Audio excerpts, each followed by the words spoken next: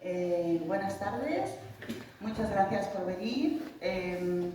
Últimamente, cada que empezamos así las conversaciones y todos estos encuentros que tenemos con trabajadoras sexuales, prostitutas, putas, me encanta decir gracias, sobre todo porque no tenemos espacios donde se nos escuche, ¿no? Siempre nuestras voces son prácticamente negadas, siempre se nos acusa pues, de lobby proxeneta, de alienadas, de cómplices del patriarcado, y entonces, pues bueno, con ese tipo de conceptos siempre se nos está callando, ¿no? Entonces, la verdad es que muchísimas gracias por venir a escuchar, porque lo que nos hace mucha falta a las putas es que nos escuchen, ¿no? Y que nadie hable por nosotras.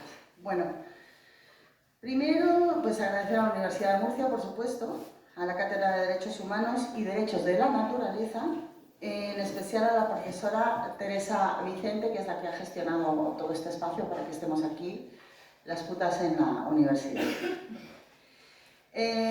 Bueno, voy a empezar por mi compañera del sindicato, Concha Borrell. Concha Borrell es la secretaria general del sindicato Otras. El sindicato es bueno, ahora os contará mejor ella cómo fue el proceso del sindicato. Ella es la presidenta de APROSEX, de la Asociación de Profesionales del Sexo, que fue la primera asociación de trabajadoras sexuales en el Reino de España, porque las demás eran asociaciones pro derechos, pero nuestra asociación fue la primera en la que fue dirigida, gestionada, y entonces la comitiva ejecutiva éramos todas prostitutas. Esto nació en Barcelona hace 12 años y de ahí parió el sindicato Otras, con lo que, no sé si sabéis, estuvimos como 2 años en juicios porque nos querían deslegitimar, o sea, la organización, algo que es bastante sorprendente en un estado como Europa, ¿no?, que defiende tanto los derechos humanos, y precisamente cuando las trabajadoras sexuales nos organizamos es cuando salta todo, ¿no? Era como todo el mundo, cualquier clase obrera y clase trabajadora se puede organizar, menos las trabajadoras sexuales, ¿no? Concha Borrell también es la fundadora del sindicato Otras y la secretaria general. Y bueno, hoy nos va a venir a hablar de, junto con nuestra otra compañera, las dos secretarias generales, sobre el sindicalismo. Luego está mi compañera Georgina Orellano, que es trabajadora sexual de calle, es la secretaria general también del Sindicato de Trabajadoras Sexuales de la Argentina y la autora del libro Puta Feminista, que es un poco lo que venimos a hacer hoy. Y bueno, os aviso que esto queremos que sea un espacio seguro para trabajadoras sexuales. Vamos a evitar lo más que se pueda, pues como putofobia, racismo, LGTBfobia, homofobia, lesbofobia y en concreto actitudes de mierda, ¿no? Y que esto sea un espacio seguro para las trabajadoras sexuales. No queremos ofensas. Espero que estéis dispuestos y dispuestas a escuchar, y es un poco a lo que han venido las compañeras. Gracias. ¿Quién empieza? Empiezo yo. Pues le cedo la palabra a mi compañera Concha. Bueno, pues muchas gracias por estar hoy aquí, muy buenas tardes. No hay muchas oportunidades de poder encontrarnos con sindicatos de trabajadoras sexuales alrededor del mundo, así que esta charla hoy, junto con mi compañera Georgina, es un hito y un placer. Hacía muchos años que no nos encontrábamos, hace ya unos cuantos años en Barcelona. Recién el sindicato empezaba y han pasado muchas cosas desde entonces. Vamos a cumplir 5 años,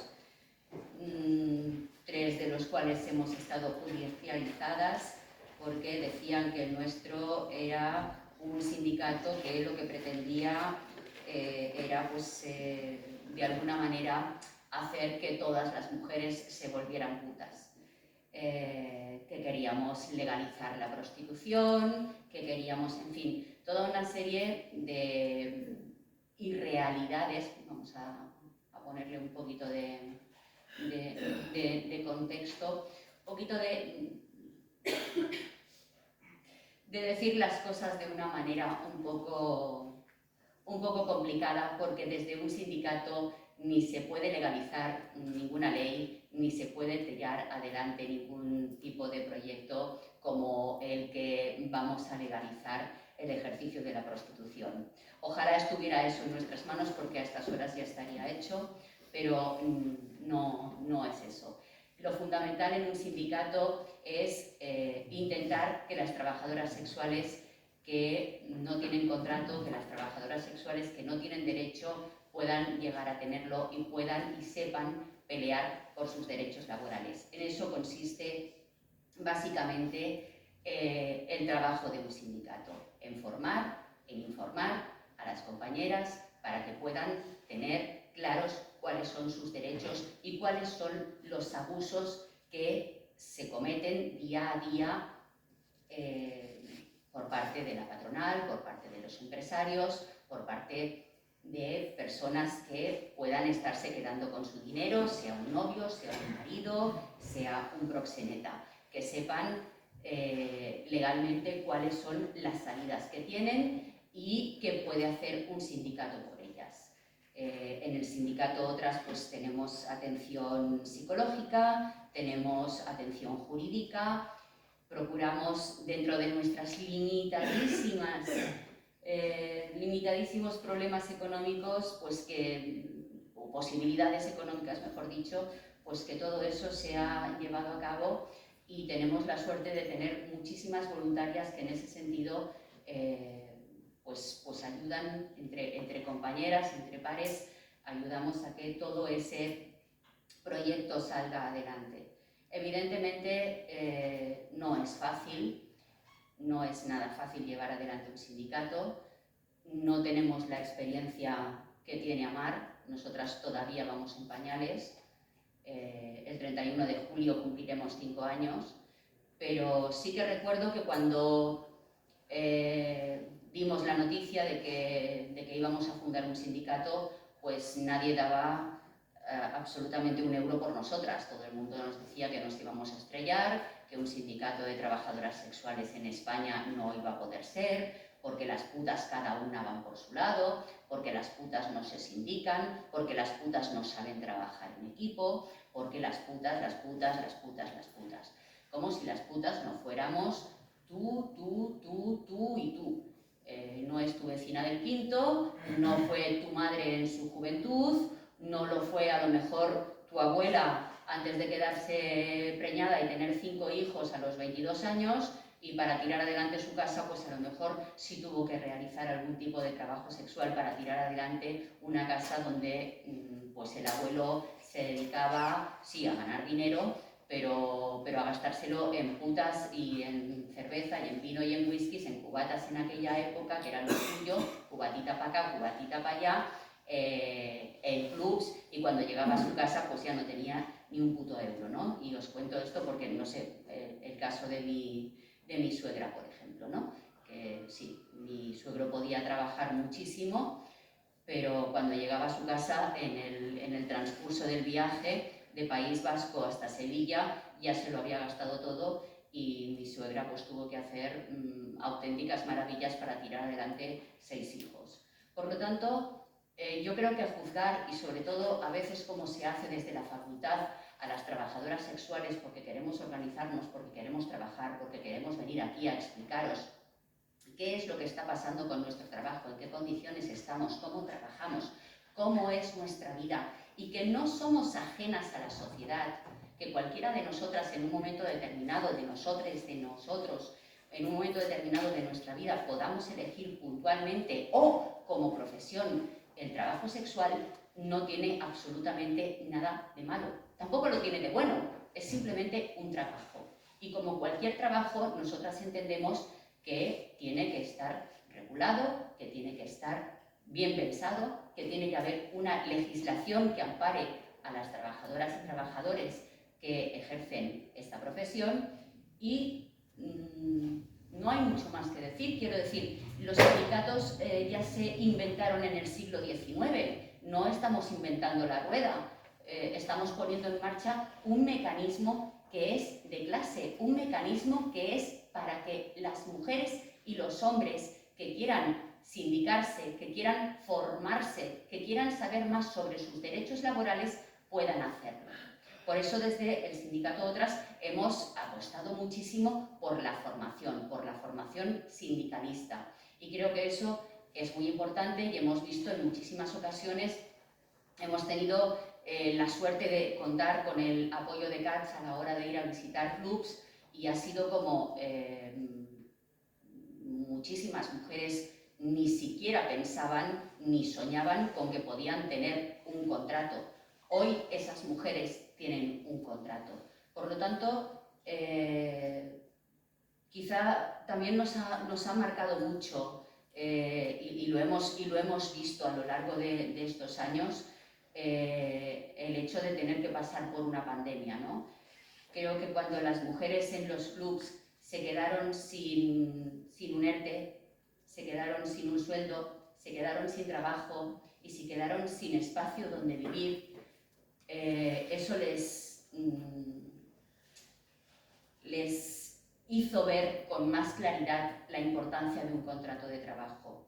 Porque el portero sí cobró ERTE, el guarda de seguridad cobró ERTE, las cocineras cobraron ERTE, los camareros cobraron ERTE, las limpiadoras cobraron ERTE, pero ellas, que son las que generan el trabajo en el club, que les dan de comer y de donde se pagan las nóminas de todas esas personas trabajadoras, ellas no tuvieron ERTE. Ellas no tuvieron nada que cobrar. Ellas tuvieron que irse a vivir, en algunos casos, con sus clientes. A hacer de puta, a hacer de chacha, a hacer de sirvienta, porque lo único que necesitaban era un techo y comida.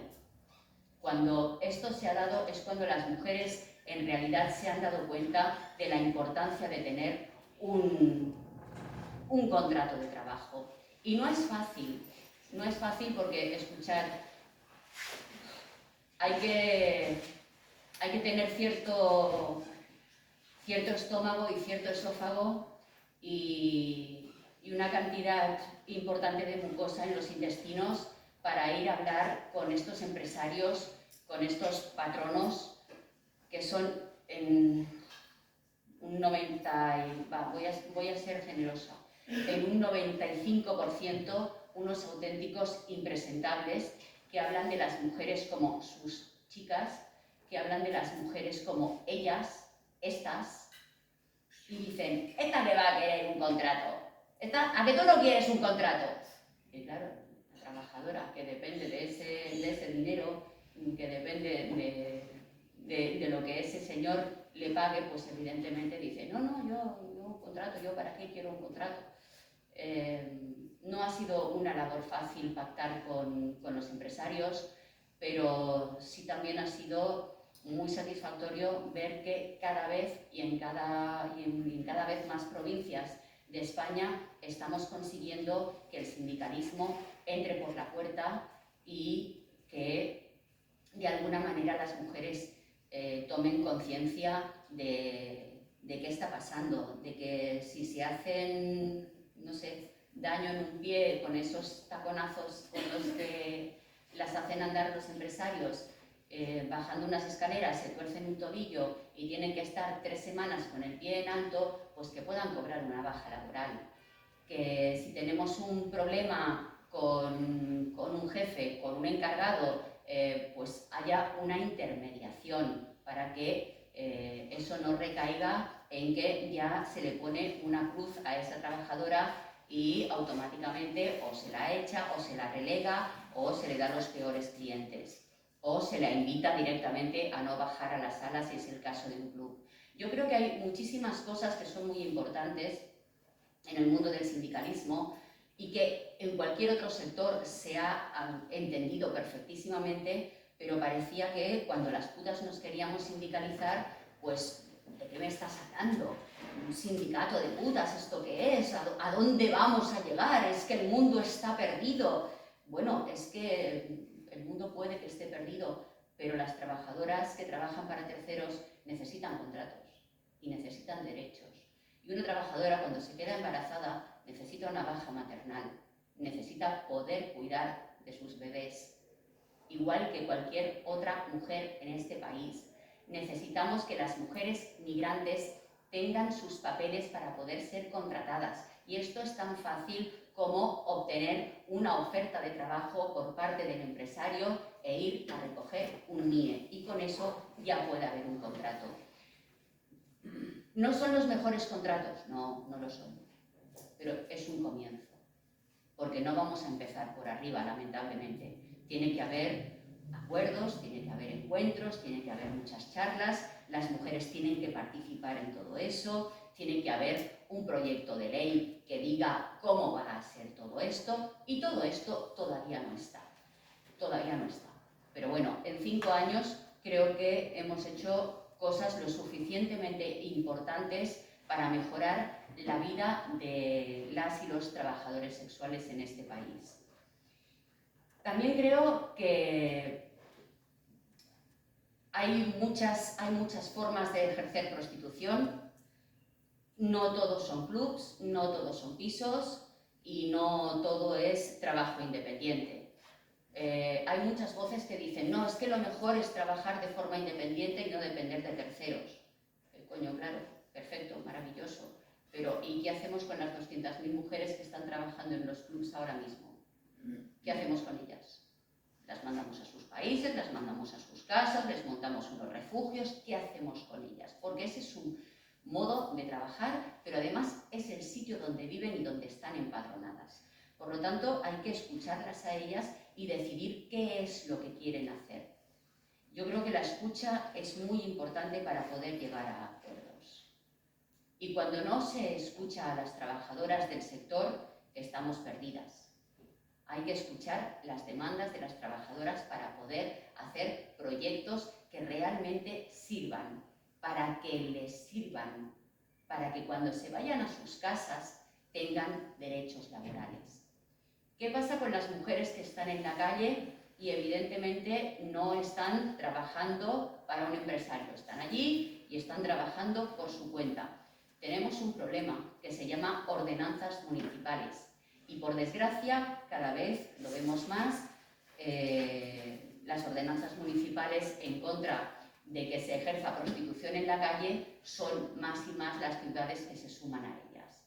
Y esto es un gravísimo problema para las compañeras que están haciendo trabajo en la calle.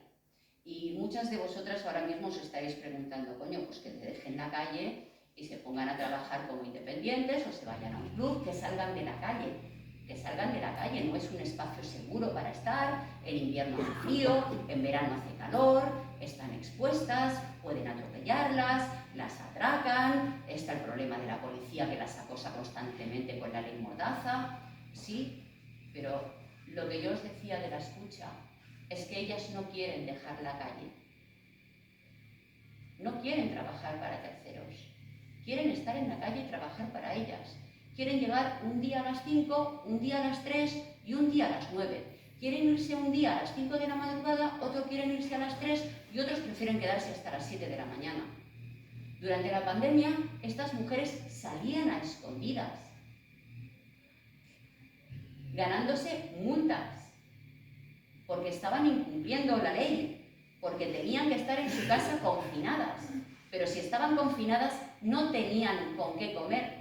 Y no tenían con qué pagar los gastos de los suministros, por ejemplo, la comida, algo que hemos tenido que hacer y que nunca hubiéramos pensado que hubiera sido necesario, ha sido repartir comida durante la pandemia. Durante 1 año y medio hemos estado repartiendo comida para las compañeras, pero no solamente eso, les hemos estado dando dinero para que ellas pudieran tirar adelante, para que tuvieran algo para tirar adelante. Y ahí se ha visto cuando las compañeras han dicho, a mí no me habéis pedido un DNI, a mí no me habéis pedido un NIE, yo solamente he tenido que mandar un email o llamar por teléfono y decir, hola, soy amiga de, yo qué sé, Micaela, y trabajo en el Raval, o trabajo en el Camp del Barça, o trabajo aquí. Muy bien, venga, dame tu nombre, dame tu número de cuenta y te ingresamos el dinero, compañera. Ellas dijeron, ¿me hago sindicalista ya? Pero porque no os he conocido antes. ¿Qué es lo que está pasando? Cuando nos vamos a las ONGs nos piden un montón de documentación, tenemos que firmar un montón de hojas. ¿Por qué? Porque todo esto estaba subvencionado. Tuvimos la suerte, y yo siempre lo digo, tenemos la suerte de que la sociedad española no es abolicionista. La sociedad española es pro derechos. Quienes abolicionistas son las instituciones. Tenemos un gobierno muy abolicionista. Tengan ustedes muy presente que lamentablemente las instituciones están llenas de personas abolicionistas, porque además ser abolicionista ahora mismo es un punto a favor para prosperar dentro de la jerarquía, sobre todo del funcionariado. Por lo tanto, es un punto. ¿Qué tiene de malo vender sexo por dinero? No tiene absolutamente nada de malo, pero absolutamente nada. Lo que algunas personas hemos hecho, hacen, harán, haremos, de forma gratuita, nosotras lo hemos convertido en un trabajo y lo hemos convertido en un negocio. Y vivimos de eso, porque para nosotras el sexo no es algo puritano, no es algo romántico, no es algo que necesitemos hacer porque sentimos mariposas en el estómago o porque se nos mojen las bragas. No, simplemente porque es nuestro trabajo y nosotras manejamos nuestro cuerpo de manera que tengamos el deseo suficiente como para estar con un cliente, con 2, con 5. Porque no nos engañemos, los de las 30 pollas por día ya nos gustaría, pero no hay 30 pollas por día y por trabajadora. En mi caso me vendrían muy bien, que ando muy jodida de pasta. Pero, por favor, si yo no tengo ningún problema, soy bisexual, acepto cualquier tipo de oferta, hombres, mujeres, no tengo ningún problema con las personas trans, así que, por favor, llámenme. No seamos tan inconscientes de pensar que todas las mujeres que se dedican al trabajo sexual son unas pobrecitas, lo hacen porque no tienen otra salida laboral. Dejen de victimizarnos.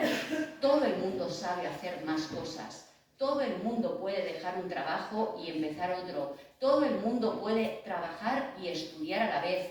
Máxime las prostitutas, que tenemos muchísimas horas entre medio, ¿no? Entre un servicio, otro servicio. Tenemos horas libres al día para prepararnos para otras cosas. Por lo tanto, si nos dedicamos al trabajo sexual es porque queremos. Y otra cosa sería la trata, de la cual no vamos a hablar aquí.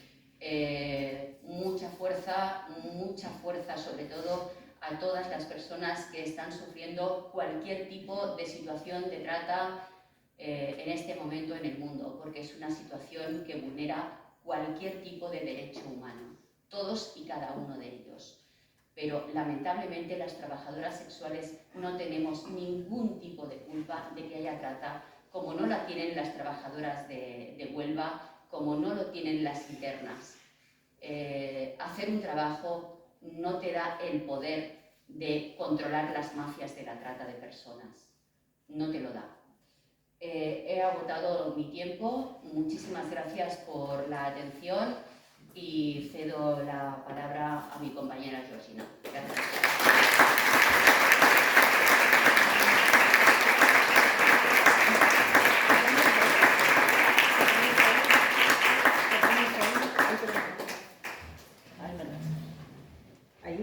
Bueno, muy buenas tardes.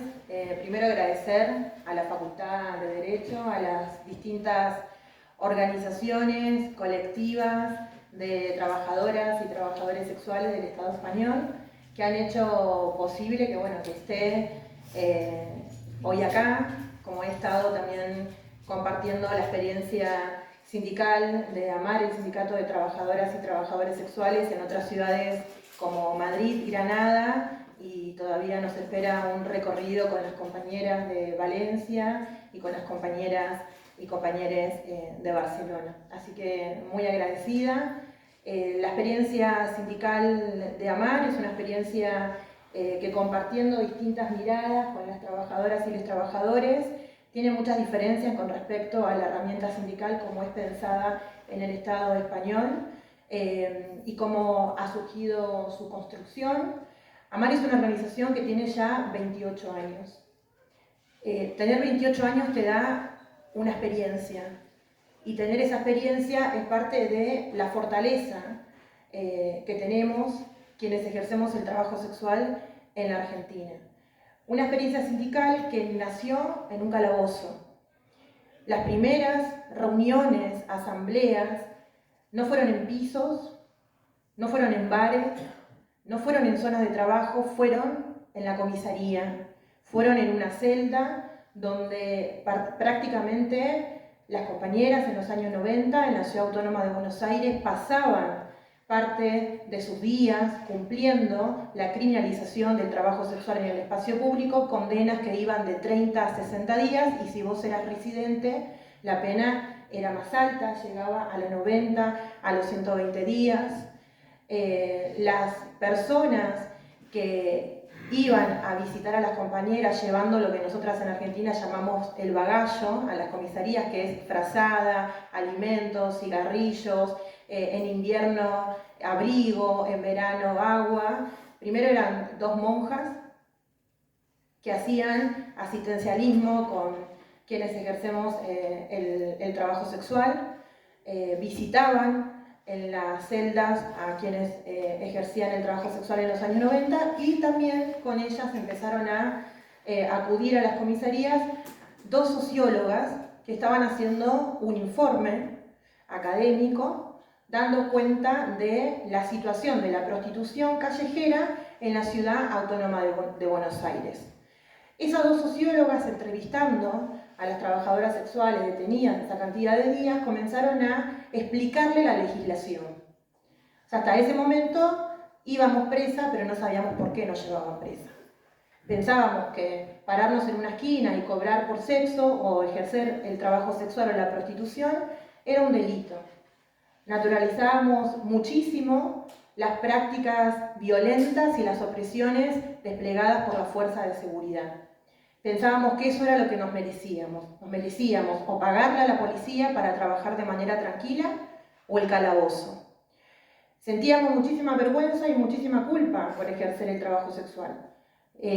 Caso contrario es a los discursos que a veces se presentan en la discusión del debate sobre el trabajo sexual en los feminismos, que hablan que quienes defendemos el trabajo sexual o quienes nos reconocemos y nos reivindicamos como trabajadoras sexuales romantizamos el trabajo sexual. Sin embargo, nosotras en AMAR somos las primeras que criticamos las malas condiciones laborales. Acá no hay una romantización de voy a la esquina y la paso bárbaro, sino voy a la esquina porque de algo tengo que vivir.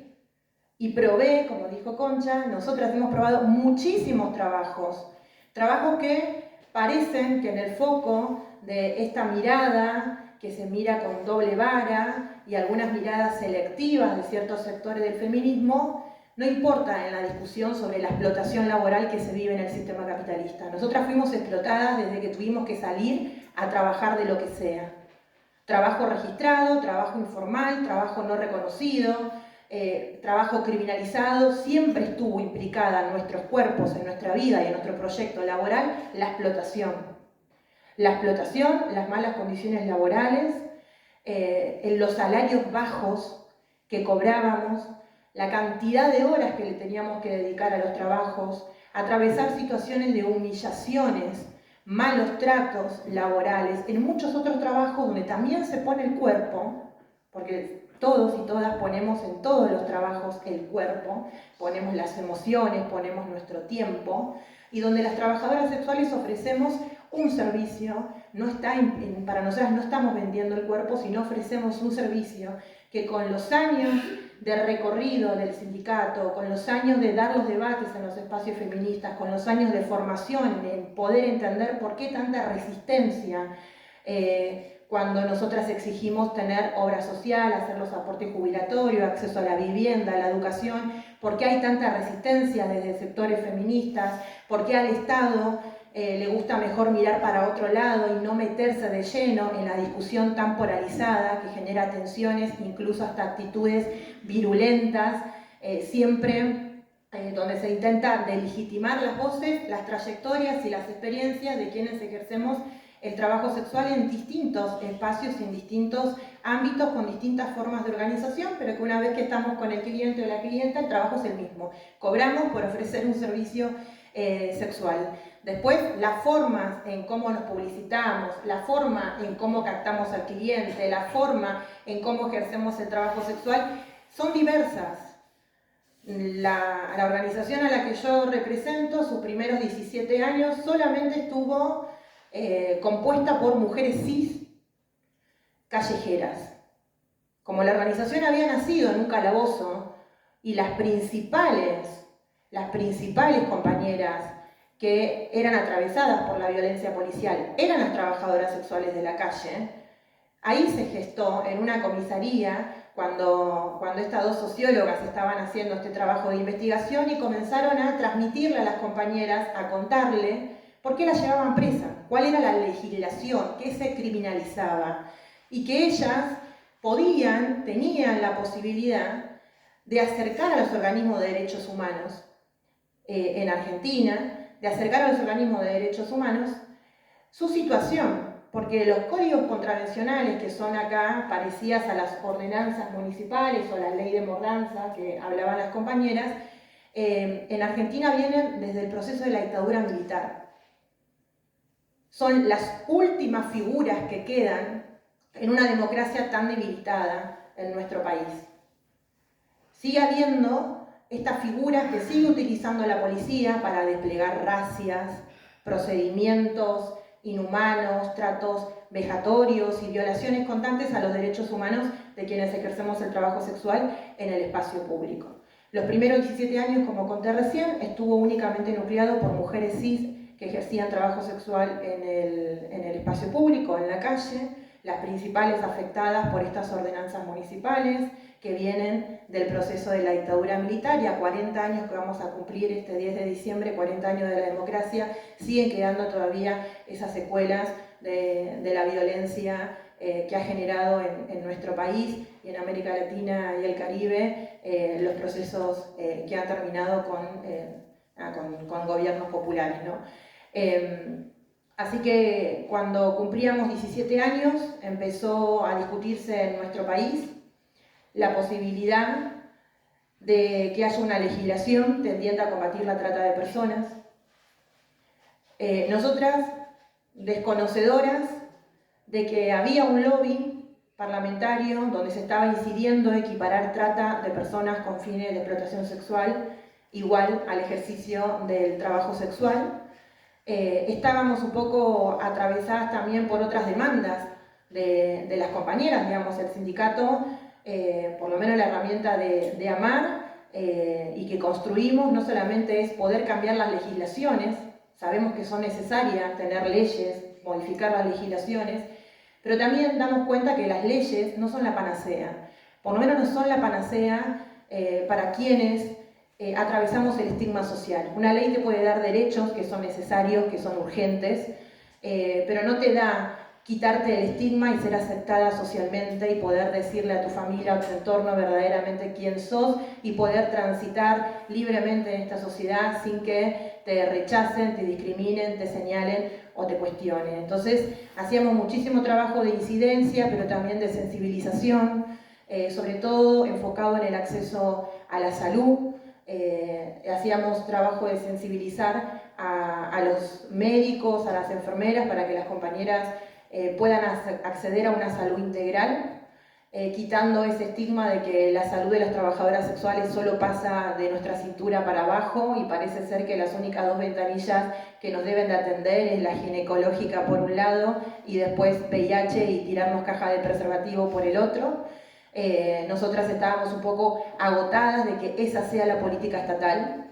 Estábamos cansadas de recibir información sobre cómo negociar el uso del preservativo con el cliente, a nosotras enseñarnos cómo negociar el uso del preservativo con el cliente. Estábamos cansadas de que nos entreguen kits con manuales en donde nos mostraban fotos y nos daban charlas de información sobre infecciones de transmisión sexual, y veíamos a otros sindicatos que cuando hablaban de salud, primero hablaban de salud laboral, Y cuando hablaban de salud laboral, cada sindicato tenía su propia impronta, atravesada por su propia situación de las malas condiciones laborales. Habíamos participado en la Central de Trabajadores y Trabajadoras, en la cual AMAR hace parte de sus inicios, en una charla de formación laboral que nos estalló la cabeza, porque empezamos a conocer otras realidades de otros compañeros. Por ejemplo, los compañeros que trabajan en el metro nos empezaban a decir y a contar que llegada a una determinada edad, tenían que soportar el tema de las luces, el tema de los ruidos, empezaban a tener problemas con la vista y empezaban a tener problemas con la audición. Y que necesitaban que la obra social, porque es un trabajo registrado, pudiese reconocer estas dos situaciones como malas condiciones laborales y que pudiesen generar políticas públicas para atender esa demanda de esos compañeros. Después ni hablar la conversación que tuvimos con los compañeros y compañeras operarios de call center. Nos hablaban de que tenían ataque de pánico, que no tenían ganas de ir a trabajar porque no podían soportar la humillación de la gente y que el trabajo que hacían generaba muchísimos problemas y dificultades con su salud mental y que la ley de reconocimiento del trabajo de operario de call center no tenía ninguna política pública justamente para contener esta realidad y esta demanda específica. Después también, bueno, las compañeras mozas que trabajan en los restaurantes nos contaban la cantidad de horas que tenían que estar paradas, las compañeras que atendían en un supermercado, algunas nos contaban experiencias que los dueños de la cadena de supermercado le daban pañales para que ellas cumplan las 12 horas en la caja sin tener que ir al baño. Entonces, cuando empezamos a ver esas condiciones de insalubridad que tienen esos otros compañeros y compañeras con cuales compartimos no solamente la Central de Trabajadores y Trabajadoras, sino que compartimos la pertenencia a la clase obrera. El sindicato tiene que tener, porque si no deja de ser sindicato, una perspectiva atravesada por una perspectiva de clase y una identificación con la clase trabajadora. Y eso fue un poco lo que fuimos aprendiendo en esa experiencia de involucrarnos desde nuestros inicios con la CTA. Así que mientras un sector del abolicionismo con una mirada muy punitiva intentaba generar lobby en el Congreso Nacional para que Argentina tenga una ley de trata, para combatir la trata con fines de explotación sexual, las demandas del sindicato, la realidad de las trabajadoras sexuales pasaba por otro lado. Pasaba ni más ni menos por acceder a la salud, porque el Estado genere otras políticas públicas que se acerquen más a la realidad nuestra y no a la mirada que tiene un sector de la sociedad que piensa que la única política que pueden generarse sobre el trabajo sexual y sobre la prostitución es tener un control sanitario de las personas que ejercemos esta actividad. Así que nos fuimos encontrando con debates que se daban sin considerar las voces nuestras. O sea, diputados, diputadas que se sentaban a escuchar una única voz, que es la voz que está institucionalizada dentro del Estado y sobre todo tiene una hegemonía dentro de los espacios académicos. Cuando nos íbamos dando cuenta, porque algunos de los asesores y asesoras de los diputados nos fueron avisando de que se estaba intentando generar un proyecto de combate a la trata de personas, donde muchas hablaban de que la prostitución tenía que ser considerada trata, porque no se podía pensar a la prostitución si no se pensaba como una trata de personas y como una cadena sistemática de violaciones hacia los derechos de las personas en prostitución. Ahí pedimos, a través de una carta, una nota, que nos pudiesen invitar a esa comisión. Cuando fuimos, por supuesto, al sector que estaba ahí, ama, dueña y señora de ese espacio, sintió, bueno, que les fueron a disputar. Y ahí, desde la experiencia nuestra, desde AMAR, y cómo vivimos los feminismos en Sudamérica, en Argentina, lo que nos pareció increíble es la cuestión de negar que dentro de los espacios feministas también se disputa poder. ¿no? Eran las putas, no podían estar porque la única voz que tenía que ser escuchada era la del sector abolicionista. Y cuando nosotras nos vieron llegar, nos empezaron a decir que nosotras veníamos a romper ese espacio. Y no, venimos a disputarte la palabra. Tan fácil como eso. O sea, porque hay que tener temor a reconocer que los feminismos es un espacio de disputa. Más allá que después vengan con esta mirada de que todas tenemos que ser sororas, la sororidad, yo te creo hermana, es selectiva. Porque el yo te creo hermana no explica a las putas. Cuando las putas cuentan su experiencia, es yo no te creo, no sos mi hermana. Sos proxeneta, estás romantizando la prostitución, esa experiencia no es la experiencia del resto. Entonces, como no es la experiencia del resto, no tiene representatividad alguna y no puede ser de ninguna manera legitimada. Y para quienes atravesamos por muchos años el estigma, encontrarte con eso es violento.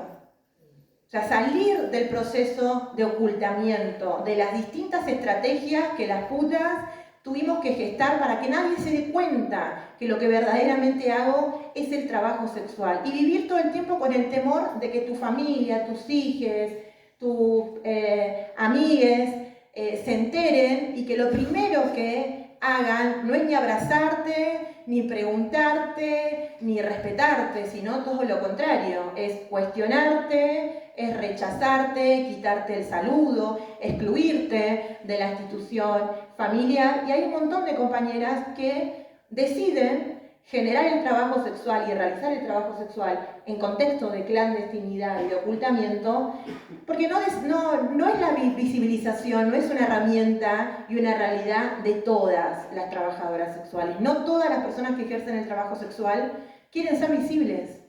No todas estamos preparadas para pasar y atravesar procesos de visibilidad sabiendo lo que nos cuesta y aparte sabiendo que cuando vas a un espacio a querer contar cómo atravesaste, cómo viviste vos tu trabajo en primera persona, te encuentres con los mismos mecanismos por lo cual vos habías elegido ejercer el trabajo sexual de manera oculta, que es mayor estigma social, generar discursos de imaginario social y encontrarte con discursos muy estereotipados, ¿no? La puta víctima, la puta que no elige, la puta que hay que salvar, y aunque vos reconozcas las desigualdades que atravesaste, reconozcas que venís de la clase trabajadora, reconozcas que no elegiste el trabajo sexual, reconozcas que hay malas condiciones laborales en el trabajo, reconozcas las distintas violencias que atravesás por ejercer un trabajo que no está reconocido, aún así como nos negamos a encajar en la categoría de la victimización, genera rápidamente un rechazo y una exclusión. Y nos parece violento que la única manera de pensar la prostitución, para debatirla, para generar políticas públicas, para generar intervención estatal, sea que nos tengamos que reconocer como víctimas para ser escuchadas, ¿no? Que la herramienta que generen para las personas que ejercemos el trabajo sexual, única posible de escucha y de respeto, sea la victimización. Una categoría problemática. Y sobre todo es más problemática si esa categoría es la única categoría que refuerzan desde algunos espacios de los feminismos, teniendo mucha resistencia y mucha hostilidad para escuchar a quienes no nos consideramos víctimas, pero sí nos consideramos trabajadoras precarias, no nos consideramos trabajadoras precarizadas. Así que a partir de que se generó este proyecto de ley, nos fuimos encontrando con estos debates parlamentarios, nos fuimos teniendo que formar para poder ir a discutir a esos espacios mínimamente teniendo en cuenta de qué se trataba el proyecto de ley. Inexpertas, porque muchas de nosotras, apenas algunas terminaron la escuela, algunas terminamos el secundario, pero no había un intelecto más, el saber que traíamos de la calle y de atravesar esa experiencia sindical en la organización. Así que ahí tuvimos que hacer de alianzas, de abogadas, feministas que vengan y nos enseñen sobre la legislación, poder ver y revisar modelos de regulación y de reglamentación que se llevaron a cabo en otros países, seguramente el más conocido ahora el modelo neozelandés o el modelo de Holanda, pero también son problemáticos para nosotras porque no es lo mismo vivir en Holanda que vivir en Sudamérica, no es lo mismo vivir en Nueva Zelanda y ser una migrante en Europa, o sea, no es lo mismo, por eso hay que tener una mirada interseccional,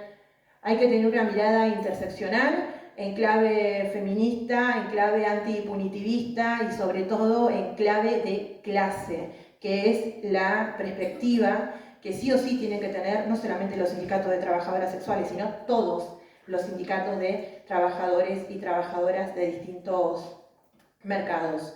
En Argentina el trabajo sexual es criminalizado, se parece muchísimo a las legislaciones, ahí ya termino, se parece muchísimo a las legislaciones que se intentan impulsar en el Estado español. Las consecuencias son las mismas que las compañeras nos cuentan. La ley Mordaza lo que hace es que las putas dejen la calle, pero no es que dejen de trabajar, sino que decidan ejercer el trabajo sexual en condiciones más inseguras, en condiciones más ocultas, más precarias y donde implica la pérdida de su autonomía para pasar a trabajar en relación de dependencia.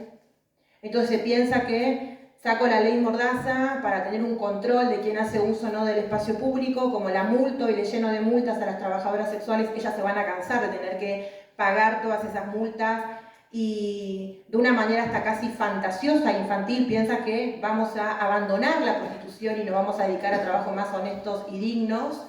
Sin embargo, la trabajadora sexual abandona el espacio público para no ser alcanzada por esta política punitiva, pero sigue ejerciendo el trabajo sexual en otros contextos más precarios, más inseguros, con muchas más malas condiciones laborales, expuesta a constantes vulneraciones de derechos. Después lo que ha pasado es que como está criminalizado el trabajo sexual en el espacio público, muchas decidieron ir a ejercer el trabajo sexual en departamentos, que acá es parecido a los pisos. La ley de trata lo que hizo fue criminalizar esas formas, distintas formas, diversas formas de trabajo sexual y de organización de trabajo sexual en espacios cerrados. No existen los clubes en Argentina, están prohibidos como una política para combatir la trata de personas, pero las trabajadoras sexuales sí siguen ejerciendo el trabajo sexual en condiciones más inseguras, más clandestinas, bueno, como dije, muchas más precarias, donde el valor de alquilar un piso le sale el triple, donde si se enteran que ejerces el trabajo sexual porque un vecino te denuncia, porque el encargado se dé cuenta, corres el riesgo no solamente que te desalojen, sino que te denuncien, que la policía ingrese y haga una redada dentro de tu domicilio particular sin siquiera tener una orden judicial y que encima la justicia entienda que esa persona que te alquiló el piso es tu proxeneta. O sea, fueron arrinconando a las personas que ejercemos el trabajo sexual, primero con el estigma. Como no pudieron, porque las putas, aunque nos arrojaron el estigma encima, aún así atravesamos un proceso de sacarnos el estigma, la culpa y la vergüenza, nos asumimos trabajadoras sexuales, nos sacamos la careta, dimos la cara, le contamos a nuestra familia verdaderamente a qué nos dedicamos. Como ya no le funcionaba más el estigma, empezaron con el derecho penal, arrinconando a la trabajadora sexual. Si vos decidís ejercer el trabajo sexual en la calle, multa y días de arresto. Si vos vas a trabajar en pisos, allanamientos, redadas, robo de tu pertenencia, clausuras y encima comerte de tener que atravesar procesos de judicialización. Si vos querés trabajar en tu casa y publicar un servicio, no lo podés hacer en Argentina porque están prohibidos los avisos clasificados. Eso no quiere decir que haya mermado el trabajo sexual, ¿no? Las trabajadoras sexuales fueron buscando otro mecanismo para seguir publicitando su servicio. ¿Qué pasó ahí? Las páginas web, antes de esta prohibición de los avisos clasificados, eran gratis. Ahora, como empezaron a tener una demanda, ¿qué dijeron? Cobremos. Entonces le empezaron a cobrar, y empezaron a cobrar costos altísimos para que las compañeras puedan publicar un aviso en esa página web. Fueron a criminalizar a los dueños de las páginas web. ¿Qué hicieron los dueños de las páginas cuando se dieron cuenta de los allanamientos en sus locales? Trasladaron el dominio. Sacaron el dominio de Argentina y lo mandaron a otro país, porque echa la ley, echa la trampa. Y porque lo que el mercado te prohíbe, te lo regula otro mercado paralelo, a costa, en este caso, de la precarización nuestra. Entonces las páginas se vieron perjudicadas de que les empezaron a allanar, que las empezaron a procesar judicialmente, quitaron el dominio en nuestro país y lo pusieron en Uruguay, donde está reglamentado el comercio sexual. Entonces la legislación argentina no interfiere en la legislación de otros países. Entonces ahí ellos se resguardaron. Pero las que no nos pudimos resguardar de esa avanzada de políticas punitivas y de acorralamiento social y del derecho penal, somos las putas. Y las compañeras y compañeros que ejercen el trabajo sexual en plataformas virtuales también atraviesan situaciones de mucha violencia, de mucha persecución, de censura y cancelación por dos legislaciones que se llaman la ley Fosta y Sexta, que hace poco cumplió 5 años, la promulgó Donald Trump en Estados Unidos. Donald Trump, muy preocupado con el feminismo, sacó una foto. O sea, a mí me preocupa esa foto de un sector del feminismo con Donald Trump, felices porque él las recibió y sobre todo porque él impulsó que las plataformas de las redes sociales, Instagram, Facebook, Tumblr, prohíban que esas herramientas sean utilizadas para ofrecer servicios sexuales. Entonces, hay palabras que no se pueden utilizar. Y hay palabras que no se pueden utilizar porque no va con las normas comunitarias de seguridad en las redes sociales. Y esas palabras son palabras que son parte de nuestra identidad. La palabra puta está censurada, la palabra trabajadora sexual está censurada. Las compañeras tuvieron que cambiar el modo de publicitarse, teniendo que ocultar que ejercen trabajo sexual con palabras edulcoradas, con otras categorías. Las fotos que suben tienen que ser fotos donde primero no muestren el rostro. No muestren el rostro porque van a ser censuradas. Hay compañeras que te cuentan ahora, incluso riéndose de todo lo que han tenido que pasar. Dice, voy por 14 cuentas de Instagram. Y eso perjudica al trabajo sexual, perjudica a la compañera, que tiene que seguir viviendo, que de algo tiene que seguir subsistiendo, y que va a seguir ejerciendo el trabajo sexual. Y con esto termino, digamos, acá en el Estado español se quiere impulsar la penalización al cliente, y creo que primero para hablar de manera honesta, con un tema tan complejo como lo es y como lo debería ser abordado el tema del trabajo sexual y la trata de personas, penalizar al cliente es reconocer que todas sus políticas abolicionistas han fracasado. Me parece que la honestidad empieza por eso. Es si vos vas a penalizar al cliente como última alternativa para abolir toda la prostitución es porque tus políticas abolicionistas de rescate, de salvación, de reinserción laboral hacia las personas que ejercen la prostitución fracasaron. Y aparte, penalizar al cliente de las trabajadoras sexuales no es que mágicamente vamos a desaparecer, sino que se le da incluso a los clientes más potestad y más poder. Eso lo vimos en nuestro país. Hay 2 municipios que tienen penalizado al cliente. Los clientes utilizan esta penalización para victimizarse.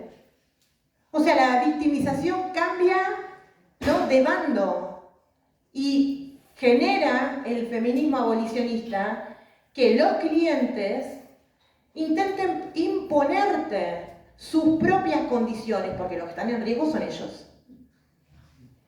Imponerte sus propias condiciones es exponernos a nosotras nuevamente a contextos de insalubridad.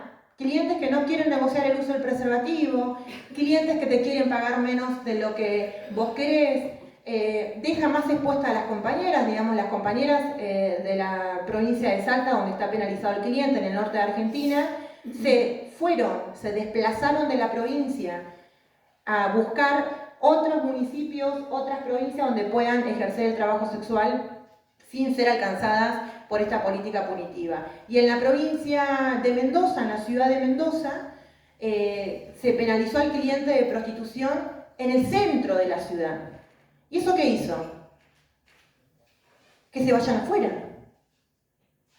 O sea, que no estén en el centro de las ciudades, pero sí sigan ejerciendo el trabajo sexual en las rutas, donde no hay iluminación, donde no hay transporte, donde no hay casa, donde no hay iglesia, donde no hay nada. Y esos desplazamientos generan mayor estigma social, esos desplazamientos esconden una política no solamente punitiva, sino una política de ¿dónde nos quieren a las putas? En ningún lado. Cuanto más lejos te vayas de la mirada social, mejor va a ser para algunas que le molesta que desplegando aún todas las políticas punitivas, prohibicionistas, el estigma, discursos infantilizantes, discursos estigmatizantes, discursos punitivos, donde intentan generar que la herramienta sindical, para el caso de las trabajadoras sexuales, es una herramienta del crimen y de la mafia, y eso no se lo hacen a no se le ocurriría hacérselo a ningún trabajador y a ninguna trabajadora.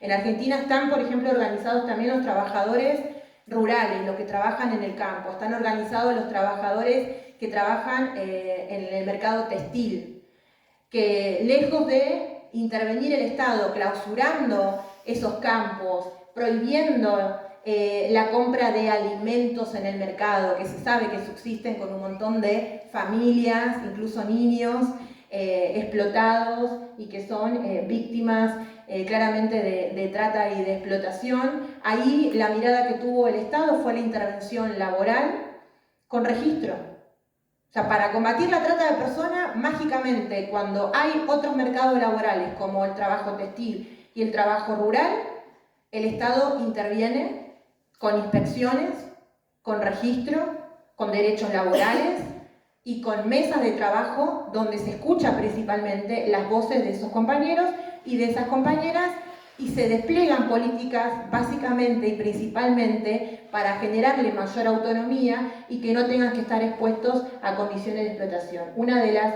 políticas principales, en el caso de los peones rurales, es darle créditos para que puedan acceder a una vivienda y no tengan que vivir y trabajar en el mismo lugar, como una política pensada para beneficio propio de los compañeros trabajadores y trabajadoras rurales. Pero en el caso de las trabajadoras sexuales que están expuestas a condiciones de explotación en los pisos, en los cabarets, la política es punitiva, es prohibición. Y aparte la prohibición acompañada con allanamientos, con redadas, con violencia, victimizando a las compañeras, refugios, ¿no? Refugios, todo en clave de victimización y de una mirada claramente punitiva. Así que en ese sentido, los contextos tanto del Estado español como el de Argentina son parecidos con estas avanzadas.